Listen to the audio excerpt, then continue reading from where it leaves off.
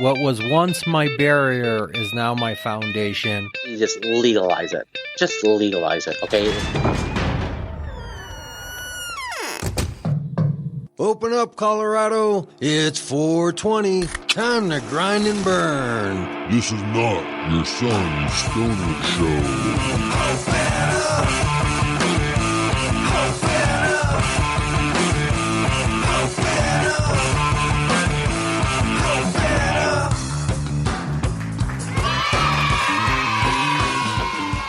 Welcome to the Cannabis Community Project with your host Brainstorm, broadcasting live high up from Denver, Colorado at the Dank Studios, 3538 Denver, Colorado. It's the Grind and Burn Show.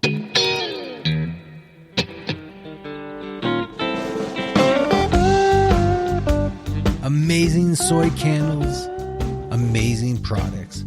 Candles, sprays, and lotions. Cushly, eliminating odor the natural, organic way. Check them out at www.cushly.com.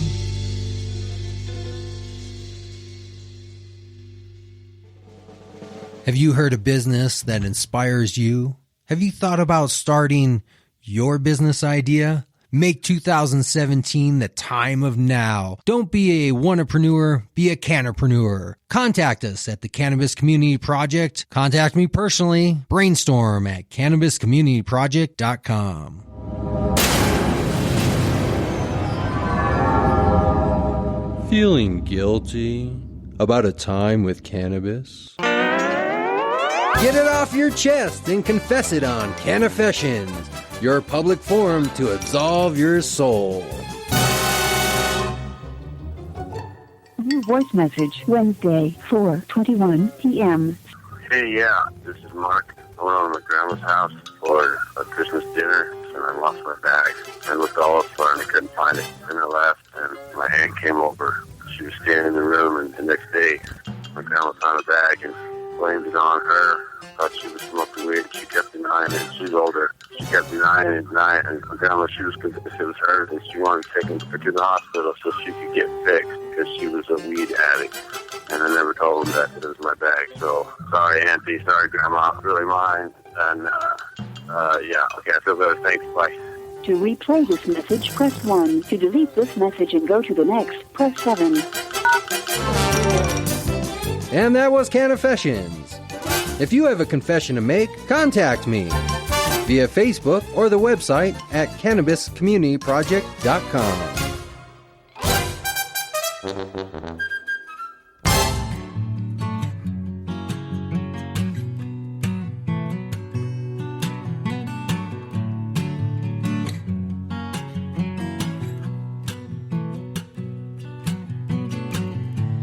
Walking barefoot with open wounds. Lord Jesus, there's a fire and I didn't grab my shoes. We sat on the hillside counting the birds.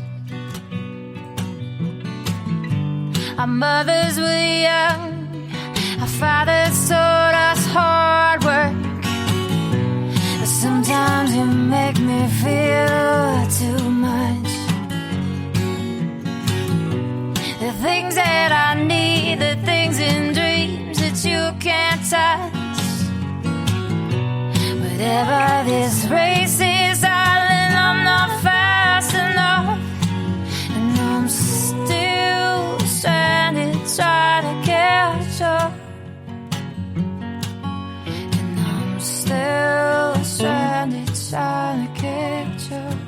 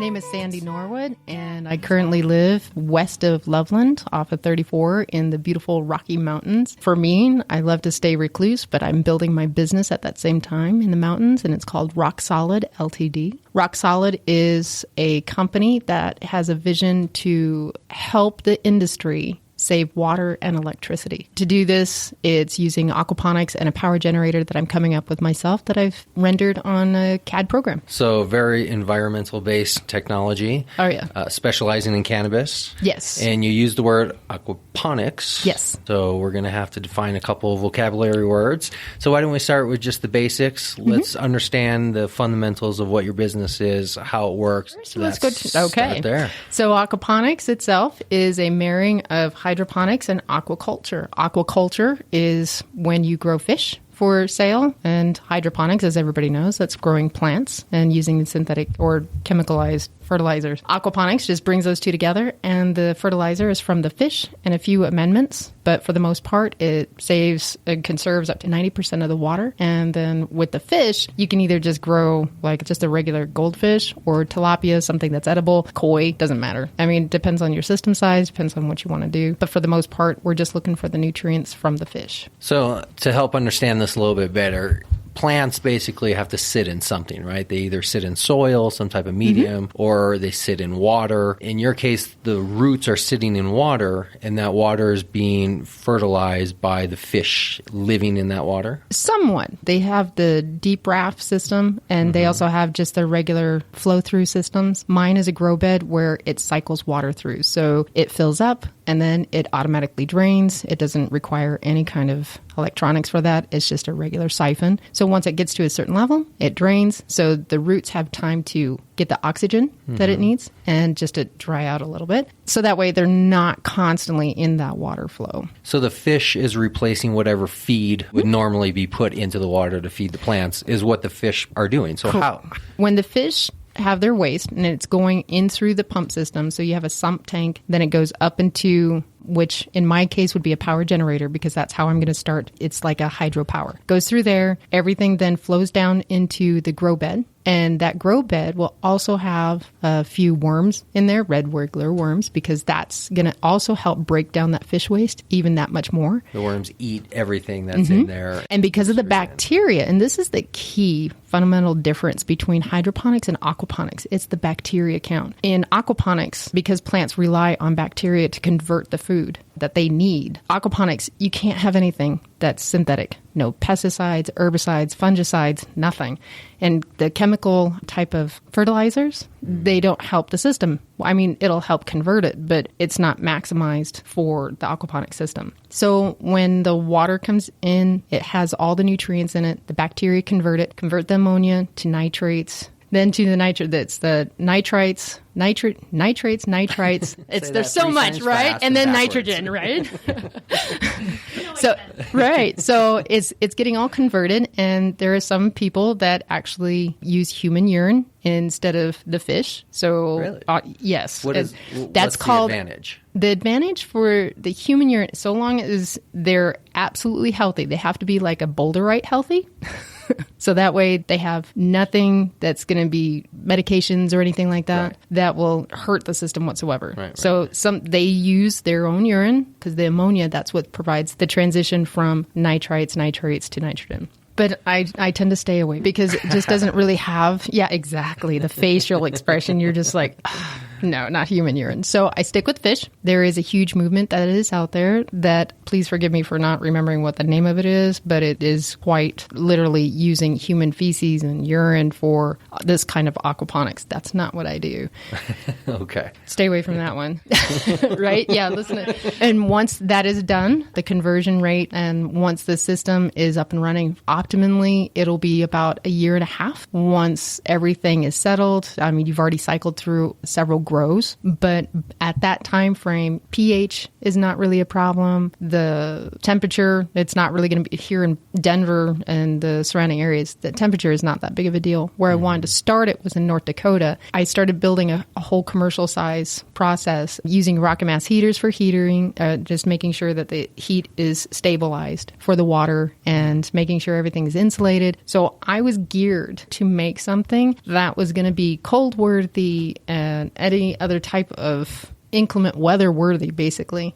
I was going to be for the trenches. And then life happened, moved here, and had to get a regular job to learn more about the water processing here. Is this about a way of living for you? Is it about just getting a better product that is more efficient? What is the motivation of all this energy that it takes to get these type of projects, especially new projects that not a lot of people know about? It takes a lot of energy. Where does that come from? What's driving you? The driving factor, it truly is my end goal, is to help the Indian nations. Okay. I have Blackfoot heritage, and in Montana, when I went through some of the areas, I couldn't stop crying because they were so impoverished. And they rely on, like in Pine Ridge, they rely on a food truck to come in once a month to distribute food. And for me, hearing about that way back, this was in 2010. I was building an eco-village basically in 2007. I did all that, and I was like, and that motivation stopped. Once I started seeing what was going on in the Indian reservations,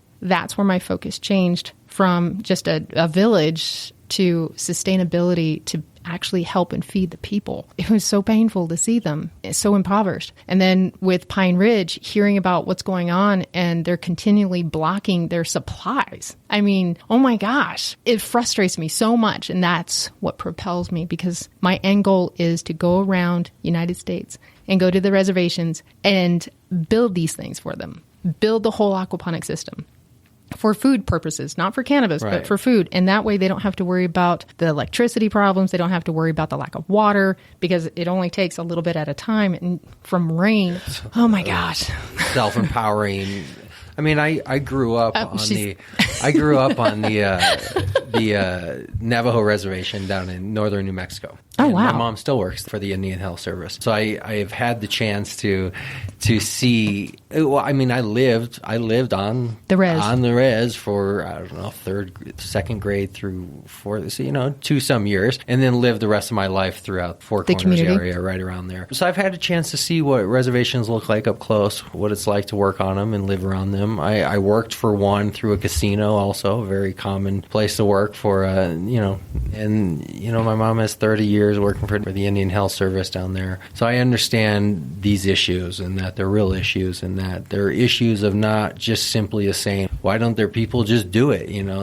There's so many issues involved. There's so much red tape. Oh my gosh. I was astounded when I started researching how I can get in just to even talk to a council member for Pine Ridge. And I don't know if you know who Walt Purrier is. Walt Purrier is trying to be on the council, but he helps so many of those kids up in Pine Ridge by giving them hope, by giving them a skateboard. And he gives them something to do. And so what I wanted to do was to get my foot in the door was talk to him and let's set up some permaculture around those skate parks that they're building. I mean, they're massive skate parks that just ended up not going very far. And that also helped propel me. Well, I got to just keep marching forward. I don't care what they're doing. I want to be able to bring this to the table, fully materialize, and say, here, I've got a solution for you guys, and I really want to help. If you guys take it, great. It's free. If you don't, great. You don't want my help. Fine.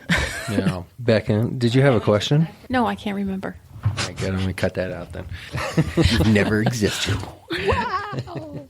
So that was my main drive, my main motivation, that when I wake up in the morning, it is a lifestyle. I wake up 7 o'clock, 4 o'clock, doesn't matter. I'll be thinking about this, and it's one of those passions that if you try to let it go, it doesn't go away. It just sticks with you until you do something about it. And if you give it your very best, you've tried. And I feel like that's when I can say, okay, this didn't go anywhere. Let's see if I can branch off. but I won't stop. I'm just that kind of a person. Where did this learning come from? Did you study it in school? Did you have it passed down through your parents? Did you learn it on your own? How did you acquire all this knowledge to build self-sustaining aquaponic farms? It definitely was self-taught. I was motivated by the fact that my stepfather was a mechanic, and he was not the most environmentally friendly mechanic out there. And he would dump the oil in our property. When I was a kid, I was like 9 years old or something like that. I had no idea what was going on. I saw these barrels, like, I don't know what the deal is, but living out in Washington State, I mean, it's so beautiful, so pristine, everything's so lush, and what a couple of barrels, no big deal. I found out that when he went to sell the property, he had to pay like some weird amount of like $200,000 for a 7-acre property to clean up the mess because the EPA came in and said, you got to clean up this spill. This is a hazardous waste site. And then I found out I was also getting sick when I was playing around our little creek area. And when I started putting 2 and 2 together, I started really getting pissed off at my stepfather. I was like, why is he polluting this? And I'm getting sick. It didn't happen until probably about when I was in my mid-20s that I decided that I need to pursue more of this, trying to help with this water, because I don't like drinking regular water, regular tap water. So I started seeing that, okay, I want to do distilled water. Well, if I can't handle the water, then what's going on with my gardens? I've always had gardens ever since I was 12, that I went out in Washington and started digging up my own little 4 foot by 4 foot plot. And I'm sitting there watering them, and I'm like, why aren't these, doing so well? And later on, I found out, well, it's because our water supply has so much crap in it. So for me, it was trying to figure out, okay, so what can I do? And it was a process it was an organic process, basically, just one step out of the other, that I learned more about water, learned more about gardening. And then back in 2010, 2011 timeframe, I wanted to build a geodesic dome in North Dakota. And I was thinking, oh, okay, now I can do this. Yes, Becca. Well, I have it on my mind. When you say geodesic dome, did I say that right? Is that like, what's that movie where they lived in that dome? Biodome, Pauly Shore. Pauly Shore, do you know Pauly Shore? I know Pauly Shore, but there was a movie out there, Biodome, where they lived in is that what that is? Yeah. But is that... is that what that is? I'm going to have to watch that or look at it. He had to live in a biodome for like a year or something. He got, imagine Pauly Shore in this situation. Community. It was a community. Okay. But that's what I'm asking, would this be like a dome where you're living in and everything? Okay. No, it's not living quarters. No, it's not the living quarters. This is just where strictly... you seal yourself in for X amount of time. No, that was, they did that, in the 1980s? Biosphere. Yeah, that's what the movie was based on. Oh, yeah. So, and then they couldn't do anything imagine the hilarity more. that ensues with right. Pauly Shore. Oh, my gosh. Trapped in a biodome with... It was actually funny. All right. Any other questions? So could she elaborate more on the biodome? Did I say that wrong? Please elaborate. Buddy. No, it wouldn't be a biosphere or biodome. This would be just the geodesic dome, where I don't know if you know the basic design of it. Please explain. Yeah, Buckminster Fuller. He is a very famous architect / inventor / he's just one of my mentors. That with the geodesic dome, it has shapes of triangles. Okay. So when they're coming all together, they end up making the hexagon, and with that, it's the strongest structure, basically, that can handle all sorts of loads. So because North Dakota has straight line winds that will just which happened to my greenhouse, knock your roof off, because mine was a pitch and it just went, just took the whole thing off, and it was a 70-foot long building. On half of it, and I was building the... That's almost like a football. Almost. That's the yards. Okay, so we're going back to 70 feet. Okay. And it was still a large building. That's what inspired me. I was like, oh, that's it. I have got to do the geodesic dome. This other regular barn crap is not working for me. So with more research, I ended up going online, and I saw this one guy, Bigelow Farms in Connecticut, and he was by himself. He's an engineer, and he was building this geodesic dome by himself, him and his tractor. I was like, oh my gosh. So I was riveted. For me, I don't watch soaps. I don't watch regular TV. I watch YouTube things that it's a DIY thing. And for weeks, I just watched him struggle and do this by himself. And then he had a couple of people help him. And then finally, when it was all done, I was like, that's it. And he ended up putting aquaponics in there and then the rocket mass heater. And I was like, okay, that's a given. I knew that was going to happen. But the geodesic dome, that was it for me. I was sold. Aquaponics at that time, I was like, yeah, okay. I'm glad everybody else is getting into it. That's awesome. I can't have a garden here in North Dakota. I better have it aquaponics because, 9 months out of the year, it's winter. So from that knowledge and doing massive quantities of research, it propelled me for my passion. And then it really cemented it when I drove through Montana and I saw the Indian reservations. I was it. I can't even go on from there. You said you came to Colorado to further your education in this field. So when you come to Colorado, you said 2010? I came here in 2015. Oh, so I can't even grow anything for another 6 months. Oh, okay, so 2015. I'm relaying other people to grow. So what brought you to Colorado? Why Colorado? This is where the personal insight comes from and get to know me. I'm actually 44 years old. I have 4 children, and my youngest child, who at that time frame when he was telling me about this and I was in North Dakota, he said he wanted to come to Colorado and live. And he was 12. And I was like, well, are you sure? And it was 2013. That's when you guys had massive fires all over the place. You had the massive flood, and it was just devastation. And then on top of that, you had heat waves that are going on the west side. I asked him, are you absolutely certain? He's like, yeah. Oh, I really think Colorado's awesome. So after I moved from North Dakota, and then I went to New Hampshire, I was just by myself. My kids were with my ex-husband in Florida. And I sat a long time. That's when I ended up writing my book, Indoor Garden Oasis, Aquaponic style, and showing people how to build it. And so I built this thing in my apartment. And during that whole year, because I only stayed there for 1 year, from 2014 to 2015. And during that time frame, I was doing a lot of reflection. And even though I was, constantly busy, I started thinking, no, you know what? Colorado sounds like a great place. So I was telling some of my friends at Amazon.com, and I was like, okay, so that was my current job. So what do you think about Colorado? Oh my gosh, you're going to Colorado? That's my girl, man. I was like, what are you talking about? They just legalized marijuana. I was like, what? I was a mom. And for me, I was at the traditional side. I didn't smoke. I maybe had a half a glass of wine during the year time frame. And so my kids, we was like, okay, we're all hands off. We're the traditional no go, no drugs, no alcohol, none of it. And then when they told me about that, I was like, you wouldn't want aquaponics to grow tomatoes or lettuce? The typical guide is like, no. What are you thinking? So if you make you go to, that's it. You're gonna hook us up, right? No, I can't hook you up. You're in New Hampshire. What am I gonna do? So I get here and I was like, wow, you know what? This might be a viable place to live. I actually enjoy it. And then my daughter came up from Florida to come and live with me. I was like, okay, so she likes it. That's great. So she's 17 and she's having a great time. She's seeing the culture and she's telling me, are you sure, Mom? Are you sure you don't want to grow marijuana? Because that seems like the best industry. It's like, no, I don't know. It's kind of catchy. And then there was a gentleman that I was talking to at one of these events, and I was telling him what I wanted to do. And he told me, you want to grow lettuce.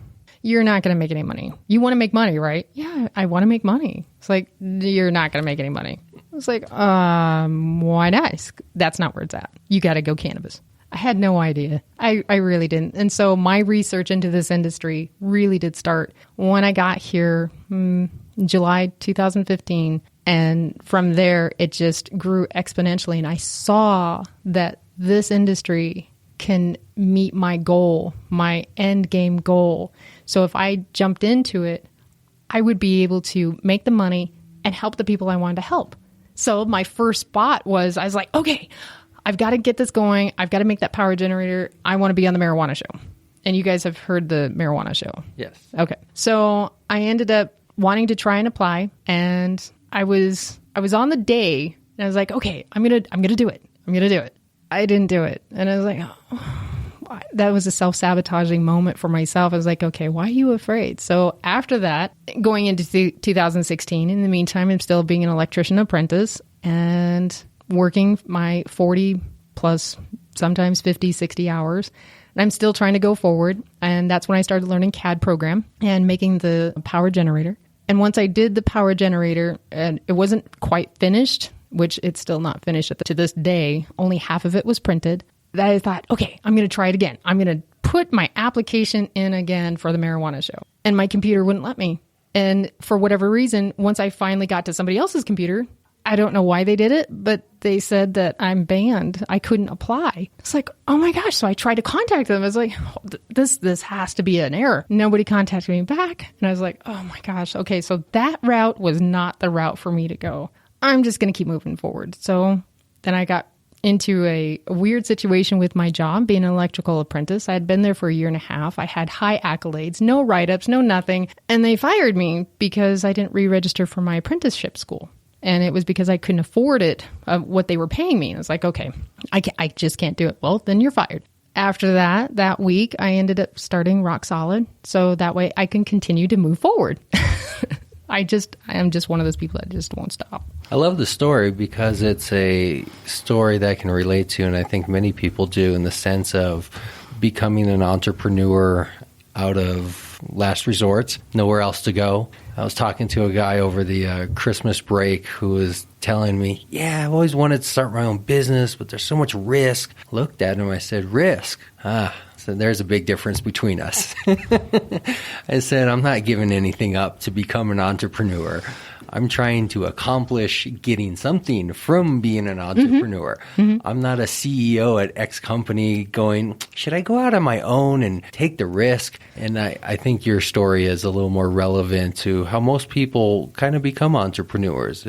They get a lot of pathways in life kind of shut off and others open, and they end up having to work for themselves, usually out of default in a lot of senses. So I like default, that. Yeah. But for me, this definitely, I don't know if you've heard about the Robert Kiyosaki book. Like Rich Dad, Poor Dad type stuff? Mm-hmm. Uh-huh. So when I was still married, that was back in 2005 when I read that book. And then I read the Cash Flow Quadrant. And I started really getting it that you don't go and get a job just to earn a paycheck. You go to learn. And basically, my jobs were doing just that. I had already had my own business. I was doing hurricane cleanup when they had the hurricanes going over Florida and then to the Mississippi, which that was Hurricane Katrina. I had a direct hand in helping them with the cleanup. But because of Hillary Clinton, she was a senator at the time, she forced all the little guys out of the picture because of the hazardous material and all these little regulations that she put in place. And it took a lot longer for that cleanup to happen. And it still, to this day, it's still devastated in certain select areas.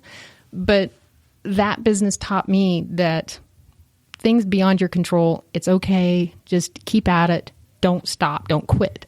Even if there's a senator that doesn't want the little guy to survive. So you've been attempting to be an entrepreneur well before Rock Solid started. Mm-hmm. As my suspicion is, entrepreneurs are kind of people who wrote exactly right. Dexter. Their personalities more kind of their whole life of attempting to always self-focus and drive kind of your own path type thing, and using organizations and corporations more as pass-throughs, as you're talking about, rather than end goals. Where do you see this establishment of Rock Solid taking place in Colorado in just a general sense of something very similar is happening? There's large organizations coming in. They're starting to really monopolize. Dispensaries are becoming the thing of really what's controlling the grow market and what it looks like maybe many or all markets from a product and manufacturer standpoint. Where do you see yourself as an individual in this? Do you need to team up with an organization? Do you need to go at it alone? I'm so glad you asked. Oh, well, thank you.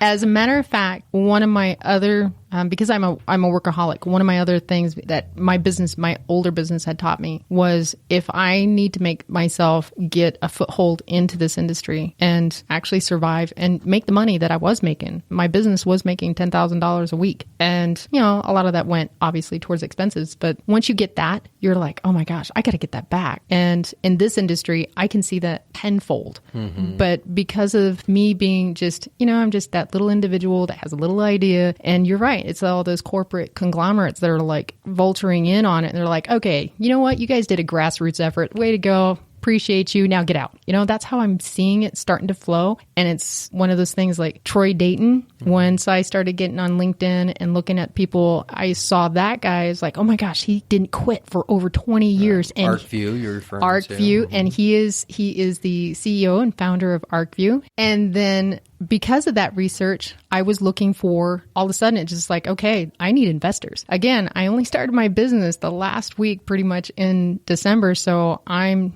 going from nothing to something. And that's where it was really exciting for me. I accepted the podcast with you. And then I had 3 other investor companies contact me back and they wanted me to do a pitch. One of them was ArcView. And because I did so much research with ArcView, they don't do seed companies, and mine is definitely a seed company. I'm on growing with the industry, basically. And they said, well, you might want to check out Canopy. And I checked out Canopy, and I had already talked to them, did my pitch, and I'm in for the application status for the new year. So this new spring application process for the accelerator program, that it'll be 16 weeks long. I don't know if I'm going to be accepted yet or not, but oh my gosh, I was so excited because I told my daughter, I was like, oh, can you believe this is happening? Something's finally happening. She's like, it's because you're not a hermit anymore. And I was like, oh, okay, I get that. I understand. So because I wasn't a hermit, I also threw myself out there. This week, they had a Canopy Boulder meet and greet, basically. I showed up there. Patrick Ree, he ended up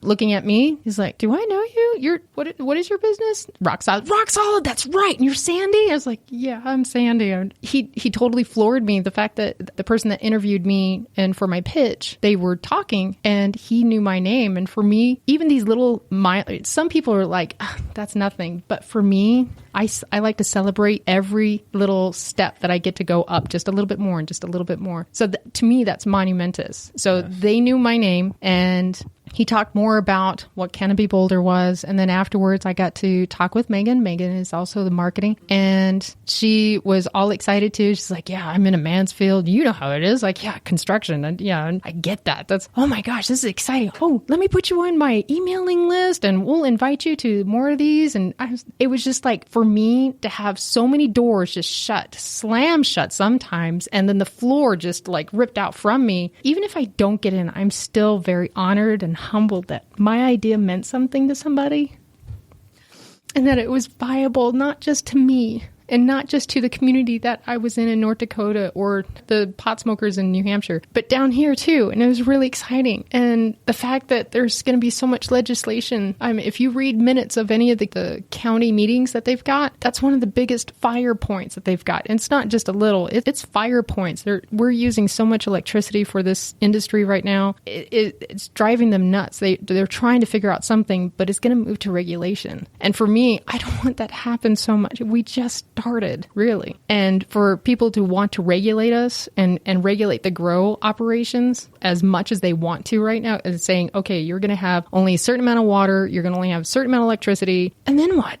And that's where I wanted to come in. The accelerator program is doing exactly what it's supposed to, is giving opportunities to individuals that don't have a lot of traditional means. I doubt your bank would want to hear your story and throw any money your way. And friends and family typically don't have the type of money that's needed to get a business moving. So an accelerator program is perfect for that. And I think you have an excellent business concept. And honestly, they've been doing it a few years and they've had a lot of businesses come and go. So I mean, you can't judge, because there's been a lot of businesses that you look at and you go, really? They accepted this one? And then others they look at and you go, wow, this one is going to make the money on it. Right. So I congratulate you. I think you have just as much chance for being accepted. And for individuals like yourself, these accelerator programs, it's a small percentage they ask for. They give you a, small chunk of change. It's not anything that's going to make you go out there and just start burning money at a, at a rate that that you need, but it's enough to get an individual or maybe hire somebody else on and push it forward for a few months. And then that's a stepping stone to maybe something bigger where you get a few investors and then a stepping stone. And it lets you open up those channels of investment. Would you like to add to that, Becca? And go back to your education. It's going to be,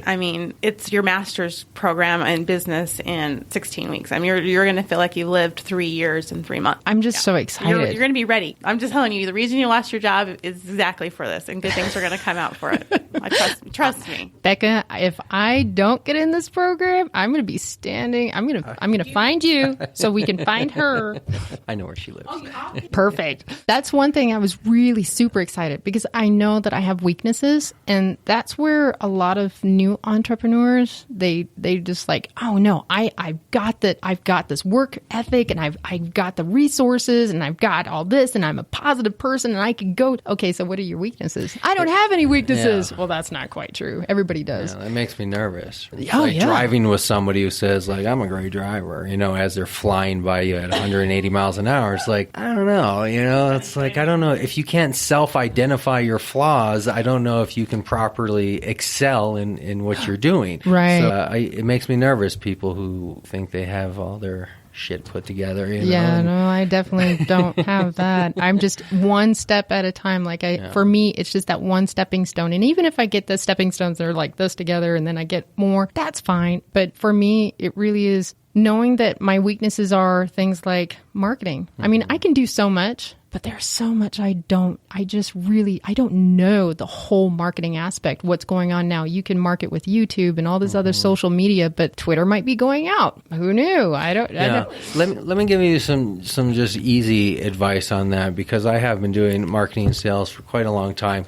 Don't really worry about that right now. What I would suggest you focus on is your product, right? Because good products get people involved, and people getting involved will grow a natural organic marketing program, which is the only thing a sole proprietor can do. Using marketing in the sense of like what tools are available at my disposal is kind of like how a corporation thinks, because they're looking at where to spend money to use these tools. You don't have those available, including the money. So the only thing you can focus on is your product. And hopefully the focus on the product will be so inspiring that it'll make people want to market for you in a very organic way. So I wouldn't focus too much on, what's the right tool for marketing, what's this and what's that. I would just make a kick-ass product, and that in itself will lead to the marketing possibilities. It'll kind of present itself of how to navigate that in a sense. But I wouldn't take up any mind share at all throughout your day thinking about what is my proper marketing strategy at this point in your step. Well,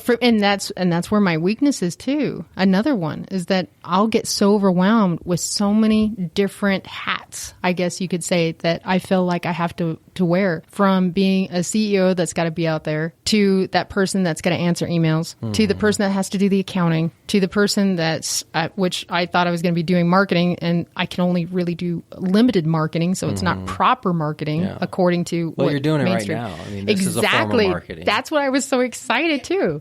But right now, what you are is you're marketing yourself, right? This is investment in Sandy and Sandy's idea. And that's what you're looking for right now. And what you're doing is perfect, right? And so that for me, it's you got to build that relationship. You build that, you're going to connect. You put the right energy out there. The right people are going to come to you. So just keep doing what you're doing. Well, thank you. All that other stuff will come. Or the person that's going to do your marketing when you get to that point will arrive at your doorstep. So you just have to keep doing what you do. Yeah, that's one of those things that when things show up, like this podcast or like what Canopy Boulder, all of a sudden, just like, yeah, we're listening to you because we thought you had an interesting idea. And then after talking to Patrick and he's the co-founder of Canopy Boulder. After talking to Patrick, he was also really excited. I mean, he's just like, I don't know what it is. Maybe it's because of entrepreneurial energy. I don't know if some people have that spark. I'm just sparking with energy. I mean, I just want to help people, and I guess I'm freely just like, people are like feeling that energy too. And so when I was talking to Megan, she was getting excited about it. And I'm talking to my kids, and well, obviously they're always excited. They just want mom to succeed somehow, some way. So currently, right now, my one daughter, she just had a birthday yesterday. So she's 19. My oldest son is 24. My other daughter is 21. and my youngest son is 15. He'll be 16 in next month, actually. Nice. So you already have a couple people who are of employment age and a couple others who can work as interns. Oh my gosh, you don't even know the excitement. When my 19-year-old, she was the one that was living with me first, and then she ended up being inspired, I guess, somehow, some way, something rubbed off, and now she went to a permaculture farm over in Washington State. And she has an internship over there, and I'm really excited for her. So she took off. Life happened to my other daughter, and she got married young, and something happened, and she ended up with me now. And while her husband is still down in Florida. So during this time frame, and she's really sad, and she's all of a sudden starting to listen to me talk about, because I was talking about this even before, obviously I lost my job. And she's like, Mom, you're what? You want to grow cannabis? And she's like the uber against cannabis. So for her, she was definitely against it. And within 2 weeks of her living with me, she started living with me at the first week of November. By Thanksgiving, she was all excited. She's like, Mom, I'm going to be a salesperson. And she was in real estate down in Florida. So she's got a couple years worth of sales. And she started crunching the numbers. She's like, oh my gosh, do you realize how much I could make? It's like, I don't know if we're going to be able to even sell it. I can't grow it yet. So give me 6 months. Just give me 6 months. We'll see what happens in 6 months. Oh my gosh, I'm going to be this is exciting because I can then do my business, because she's got my entrepreneurial spirit. So for her, she has something else that she wants to do with gaming world, which is huge. And so we had a lot of arguments one night about how gamers love to game while they're high. And she's like, oh no, the best gamers aren't high. How do you know? Maybe you can sell them our stuff. I don't know. Well, using the kids or whoever else you can get as free labor is, Oh, she's not free. Oh no. She's already told me, she's like, Mom, can we negotiate the commissions of like 15%? I was like, 15%? What the heck? And this is my kid. Beck and I both know quite a few people who have gone through the Cannabis program. I've interviewed many of them. We still have connections with many people who have gone through the program. What I would say is, in a non-scientific evaluation, the companies that seem to have excelled the most are the ones that had a little bit more mass in the amount of people that are working with them. They accept individuals. They accept people who have done it as individuals and couples and so forth. The ones that I've seen really push past just the cannabis stage and go through the ArcView and really keep moving up are ones that have an accumulation of people really working in that team and constantly growing with them. So starting by yourself is great. Getting your kids involved would be better, and then amassing those around you who are willing to come in, because the money they're going to give you is not going to be enough to really pay employees per se. And it's not really going to be enough money to market your way out into the world. So it's going to be a real test of diligence and use of money and everything else. But if we can go out with maybe one last thought of, since you're new to the industry and you're on the verge of so much happening, if you could just paint the picture of if you could write your own story over the next 12 months, where would we be next January 2018? What would have happened in the last year? If I could write my own Cinderella story, it would be the same thing as how everything has happened so far. In that everything that wasn't right or wasn't meant to be, all those doors were slammed shut, and that would propel me to keep going forward. And I would actually get to see somebody contract us out for consulting, or even just starting that first aquaponics facility with the full power generator. And just to see that live would be just like momentous for me. That's what I want to see happen, because you can have a building built, or one of these buildings, but I mean, it's not that big of a deal, for a geodesic dome, and have the whole aquaponics system run up. That would take roughly about 6 months for them to build. No big deal. But to have all the hoops that we have to go through, all the regulations, the licensing, permits, everything, if all that red tape all of a sudden became just open and flowing, for everything just flowed, yes, that's where ultimately my goal is to have an actual facility. With that, I would like to invite you back January 2018. All right. To come back and sit down with you're us. holding me accountable here. I do appreciate your time. It doesn't mean we're done chatting. It just means we're done today. Okay.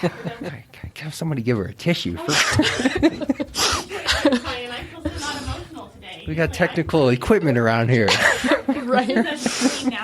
That's all right. Thank you. I appreciate your honesty. I appreciate you being open. I appreciate you coming in here just open-minded and coming down to have a conversation without really knowing what you're getting in for. Despite listening to previous shows, people never really know what the hell they're getting into when they come talk to me. So I appreciate it. You're quite welcome, and I would look forward to coming back, even in 6 months, just to say, hey, you know what? I've got my approval process, and I went through the Canopy project, and I am on that accelerator course. Well, hopefully we don't have to wait 6 months. Maybe you can come back in a few weeks and talk to Becca on her podcast. Maybe you can write some blog posts for the website. Well, for me, actually, now that you're saying part of my marketing, and since I can't do very much on a limited budget, one thing I can do, I can stream myself. So what I was going to start was a video vlog, basically, of once a week. This is what I had to go through as a woman entrepreneur in the cannabis industry. What do they call them? Cannapreneurs? Yeah, cannapreneur. Wait. No, not manure. Cannapreneur. Yeah. Can of manure is what we're going to sell on our next product. Perfect. Fertilizers. Yes, and I would be happy to use my blog page as an outlet for you to have a place to post, publish those clips, whether they be in audio, video form, written text form, however you'd like to do it. Nice. Multimedia world. Very nice. Any last parting words you would like to get out there? Any messages? Let's make sure people have some contact information because somebody may want to talk to you about what you're doing. Website, social media, phone numbers, bank accounts, PIN numbers. All right. So we'll skip the latter part of that, but I do have a LinkedIn account, and you can find me at Sandra Norwood. And for my website, it's rocksolidltdnoco.com. From there, I haven't quite yet set up my YouTube channel just yet. I'm also going to be doing a GoFundMe project, which will be on the website here by next week. Excellent. Becca, would you like to say goodbye? Oh, thank you voluntarily. I had so much fun.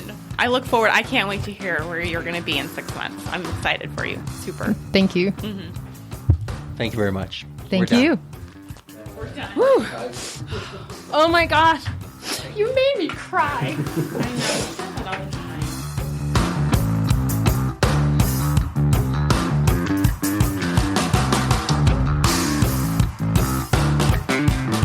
That's all I have for you this week, Cannapreneurs. We're on our way home, sliding through 2017. Make sure to stick with us all year long. We have new podcasts coming out and many, many more guests to talk to, just like you.